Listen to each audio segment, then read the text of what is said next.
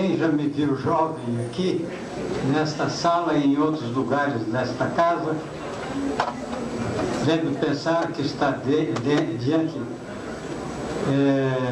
de um conjunto de ruínas. Ainda assim, eu mantenho a mesma chama, a mesma esperança e as mesmas convicções políticas que me levaram a uma opção socialista e ao marxismo. Eu não nego o meu passado, não nego o meu presente, não nego o meu futuro. Mas depois de todas essas brilhantes exposições, tão esclarecedoras,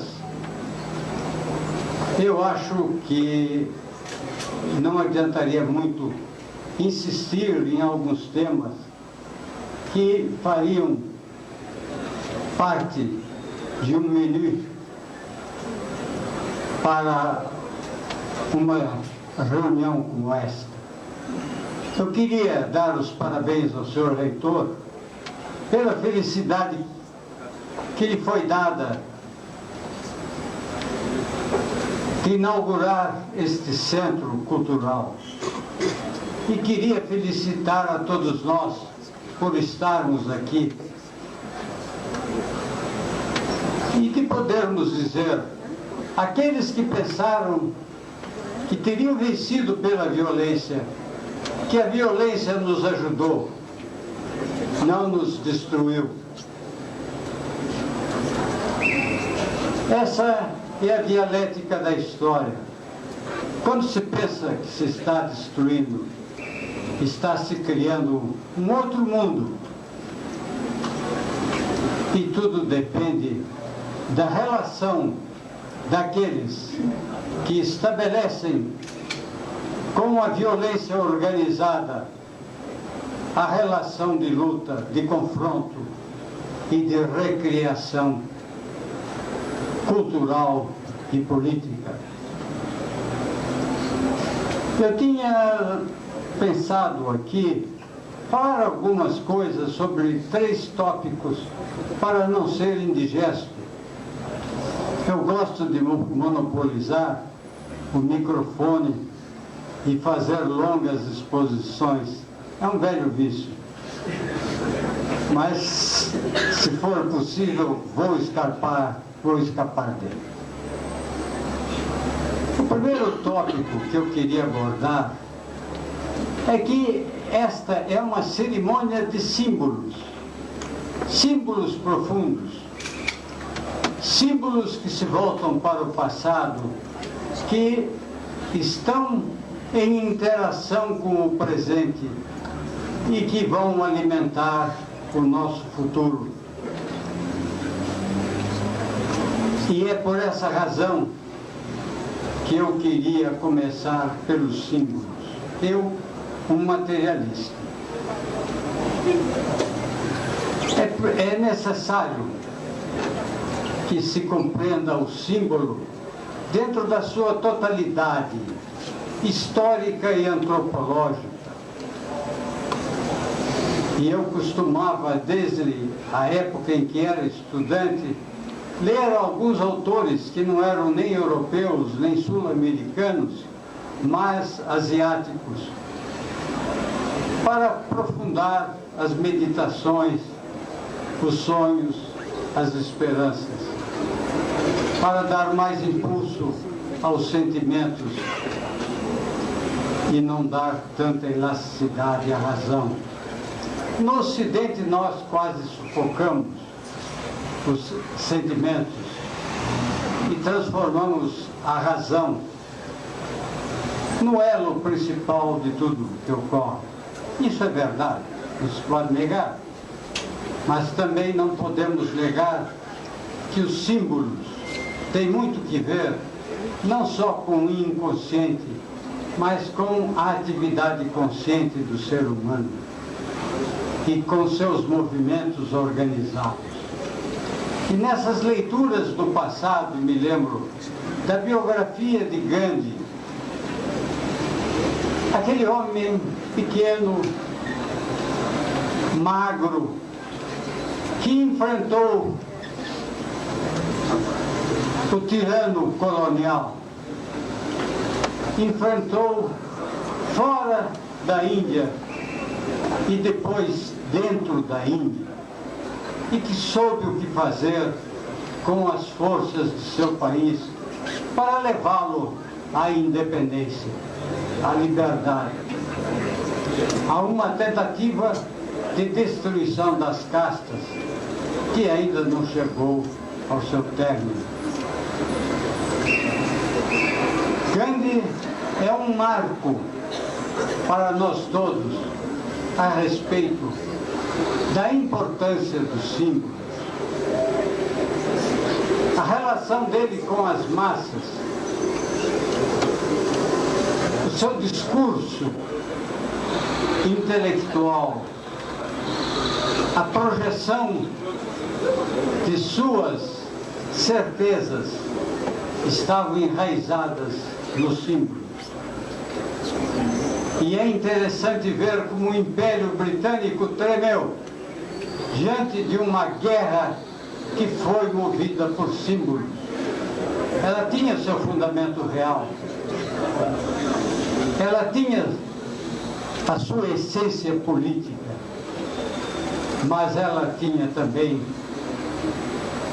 um vínculo com a razão, que não nascia da razão pura, mas que expunha a razão à influência do símbolo. Roger Bastide, que foi nosso mestre, gostava muito de Max Scheler e no livro sobre as formas da simpatia. Buscar no pensamento humano aquilo que é menos visível, aquilo que não se expressa em objetivações e que liga os seres humanos de uma forma profunda. Gandhi ligou os hindus à ideia de que só conquistariam a liberdade não comendo carne como faziam os ingleses, e muitos hindus tentaram fazer, mas organizando uma guerra de libertação baseada em sentimentos e aspirações de origem hindu. Portanto, o símbolo é uma força que não pode ser ignorada. E num país no qual se despreza a memória histórica, um país no qual os símbolos foram varridos da imaginação da maioria da nação, reduzida à miséria, reduzida à condição de párias, de subclasse, de marginalizados, e que só um pugilo de pessoas pertencentes às classes dominantes são capazes de contar uma história, certamente mentirosa, às vezes mentirosa de forma deliberada, do lado de Portugal, do lado brasileiro e também nos seus desdobramentos que chegam até hoje.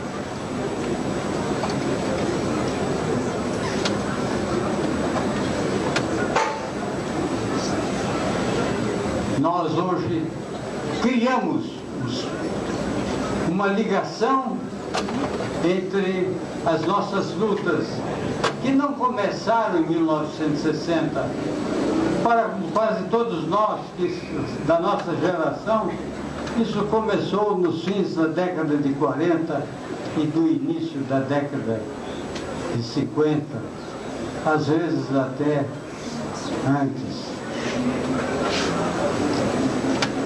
A década de 30 fermentou uma efervescência que teve continuidade e nos levou ao apogeu de uma realização única no cenário brasileiro. Pois bem, hoje nós aqui estamos ligando memória histórica a símbolos sociais. E símbolos sociais que não se esgotaram, porque eles não sofreram uma derrota, eles não foram esvaziados. Vejam o exemplo hindu. Os ingleses conseguiram tudo, menos domesticar os sentimentos humanos. A rebelião contra a tirania. E essa é a importância deste símbolo que se cria aqui dentro desse centro cultural. Recuperamos a memória histórica, mas projetamos sobre ela o seu verdadeiro significado simbólico. O que representou para as várias gerações sucessivas, desde os professores estrangeiros até os professores nacionais e aos seus sucessores, aos estudantes do passado, de hoje e do futuro. O que representa para nós todos esta universidade e este local, que foi um local de sofrimento, regado com sangue de alguns, sacrifício de todos. E quando tudo parecia perdido, renascido das cinzas. Esse renascimento é o fato mais importante do pensamento simbólico. O pensamento simbólico não se esgota, ele tem continuidade, ele leva às suas últimas consequências qualquer tipo de imaginação e de confronto. E por isso nós podemos dizer orgulhoso: Maria Antônia, aqui estamos nós, hoje como no passado, e certamente pelos estudantes, no futuro como nós hoje aqui estamos. Esta é uma das partes da exposição que eu acho que se poderia improvisar de uma maneira mais ou menos canista. A outra parte é a que diz respeito à nossa relação com a ditadura. A nossa luta com a ditadura aqui foi uma luta aguda. Ela começou até antes. Ela começou contra o governo de Jânio Quadros. A nossa congregação se reunia nesta sala e difundia documentos à nação e ao povo,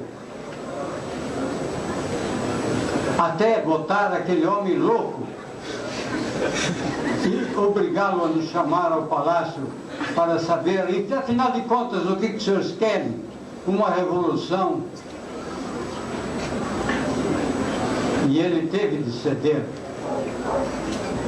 A nossa luta pela liberdade não nasce de motivos espúrios. Ela nasce da substância da relação do pensamento científico, do pensamento filosófico, do pensamento pedagógico, do pensamento artístico, enfim, de todas as formas de saber, com a transformação da sociedade, com a transformação do mundo. Os militares tocaram aqui num vespeiro, e esse vespeiro continua tão vivo hoje quanto esteve no passado, embora tudo pareça tão calmo, tudo pareça tão sereno, tudo pareça tão esmaecido, como se os jovens de hoje já não tivessem mais energia intelectual, nem força de vontade para dizer ao Brasil que esta é uma nação que carece de uma revolução social. Nós devemos aos militares e à ditadura o aprofundamento da nossa razão lógica, da liberdade, da igualdade, da democracia, do socialismo e do sentido da rebelião que nos conduzia não a qualquer forma de ditadura que deturpe o socialismo, mas a uma forma de união entre companheiros livres e iguais, capazes de conduzir suas vidas de acordo com interesses e valores da coletividade, da comunidade local, regional ou nacional. Esses militares apanharam a Maria Antônia numa efervescência, porque a nossa faculdade sempre viveu em efervescência. A crítica, pensamento crítico na história e em outros campos começou aqui de uma forma pioneira. Já na década de 40, vários dos antigos alunos já formados elaboraram seus trabalhos de uma forma crítica e desmascaradora. Eu próprio participei desse esforço com a Organização Social do Tupinambá e junto com o professor Bastide, nos vários trabalhos sobre o negro, o Antônio Cândido com os camponeses. E poderíamos dizer, os parceiros do Rio Bonito, nome lindo, e todos os nossos colegas caminharam por searas nas quais o pensamento existia, porque era um pensamento crítico. Ele não se contentava com as aparências. Ele queria desmascarar as aparências para chegar ao substrato mais profundo do conhecimento que se poderia chamar de verdadeiro e objetivo. Os militares nos obrigaram a ir mais fundo, porque causa pasmo que em 1964 o Brasil retrocedesse à década de 10 do século XX e dissesse de novo, assim como se disse no passado. No passado, o inimigo da ordem era o escravo. No presente, o inimigo da ordem era o operário. E o nosso pensamento reacionário na esfera política se afirmou dizendo que a questão social é uma questão de política e polícia. E nós aqui tivemos de ir ao fundo dessa terrina tão assustadora, que era capaz de omitir mais de meio século de história para dizer que o operário e a questão social era uma questão de polícia, que o estudante também era uma questão de polícia, e, portanto, a cultura também era uma questão de polícia. Como isso pode suceder? Nós não podemos culpar os militares. Eles são frutos de uma tradição cultural. É preciso ir ao fundo dessa tradição cultural.